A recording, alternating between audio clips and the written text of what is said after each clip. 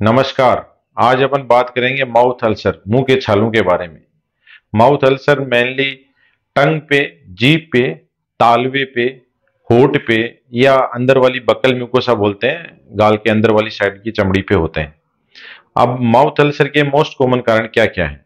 पहला होता है एफ्थोस अल्सर।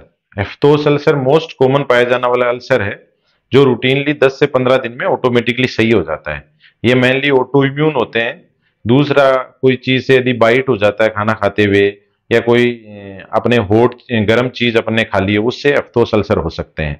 दूसरा होता है लाइकन प्लेनस। ये मेनली 50 या 50 ईयर से अबो फीमेल्स में मेनली पाया जाता है। ये थोड़े से तकलीफ देने वाले अल्सर्स होते हैं क्योंकि ये बार बार होते रहते हैं, इसलिए पेशेंट के खाने में बोलने में समस्या करती हैं। तीसरे टाइप के अल्सर्स होते हैं ल्यूकोप्लेकिया। ये क्या है? जो भी टोबैको यूजर्स होते हैं या जो सिगरेट पीते हैं, उनमें ऊपर की स्किन व्हाइटिश होने लग जाती है, इनको ल्यूकोप्लेकिया बोलते हैं। तीसरे होते हैं इर्थ्रोप्लेकिया। वो ल्यूकोप्लेकिया के आगे की स्टेज है। यदि पेशेंट ल्यूकोप्लेकिया हो गया और उसके बाद में भी यूज करता रहे तो वो रेडिश होने लग जाते हैं। ये दोनों प्री कैंसरस कंडीशंस हैं। इनके होने के बाद में यदि पेशेंट ये इन चीजों का सेवन कंटिन्यू करता रहता है, तंबाकू का, सिगरेट का, तो ये कैंसर में कन्वर्ट हो जाते हैं। चौथे टाइप के अल्सर हैं कैंसर के अल्सर। वो अल्सर जो 21 दिन के बाद में भी सही नहीं होते हैं। और जो पेशेंट यदि टोबैको यूजर्स है, या उसके मुंह में तीखे दांत हैं, या वो सिगरेट पीता है और वो अल्सर यदि 21 दिन तक सही नहीं हो रहा है, तो उसको आपको ईएनटी सर्जन के पास दिखाना चाहिए और उसमें कोई जरूरत पड़े तो बायोप्सी करा के उसका आगे ट्रीटमेंट लेना चाहिए। और पांचवें टाइप के हैं ओरल थ्रस बोलते हैं। जो इम्यूनो कॉम्प्रोमाइज पेशेंट होते हैं, किडनी ट्रांसप्लांट के होते हैं या एचआईवी पेशेंट होते हैं, उनमें फंगल इन्फेक्शन हो जाता है, इनको ओरल थ्रस बोलते हैं। अब इनसे ओरल अल्सर से परेशानियां क्या क्या होती हैं? पेशेंट को खाने में परेशानी होती है, बोलने में परेशानी होती है, पेशेंट के मुंह में स्वेलिंग हो जाती है। अब इनसे बचाव कैसे किया जा सकता है? बचाव सबसे इंपॉर्टेंट चीज है, उसमें अपने को एक तो तंबाकू का सेवन बिल्कुल बंद कर देना चाहिए। जो भी अपन सिगरेट पीते हैं, गुटखा खाते हैं, उनसे बिल्कुल दूर हो जाएं। दूसरे, अपने मुंह की ओरल हाइजीन मेंटेन रखें।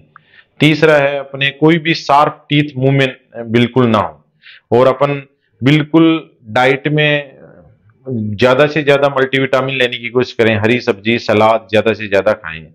और इसके होने के एक दो कारण और, जैसे प्रेगनेंसी में कई लोगों के अल्सर बहुत कॉमनली होते हैं, क्योंकि बिल्कुल नींद प्रॉपर नहीं होती, उसकी वजह से हो जाते हैं, स्ट्रेस की वजह से हो जाते हैं, कोई भी कारण जो अपने कहीं के कॉन्स्टिपेशन होता है उससे अल्सर हो जाते हैं।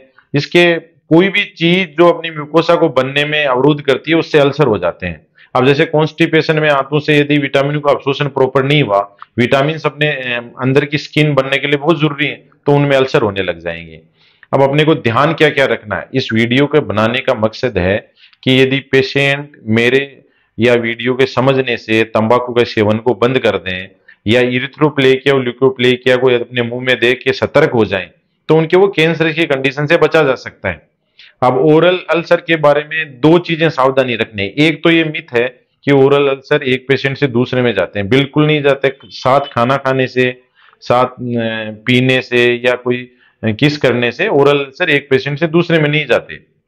दूसरी बात कि जो भी अल्सर यदि 21 दिन में सही नहीं हो रहा है या कंटिन्यूस चले जा रहा है, उसको बिल्कुल लाइटली नहीं लेना है। ईएनटी सर्जन को दिखाना है, उससे जो भी बायोप्सी आगे का ट्रीटमेंट है वो प्रॉपर लेना है। Thank you so much.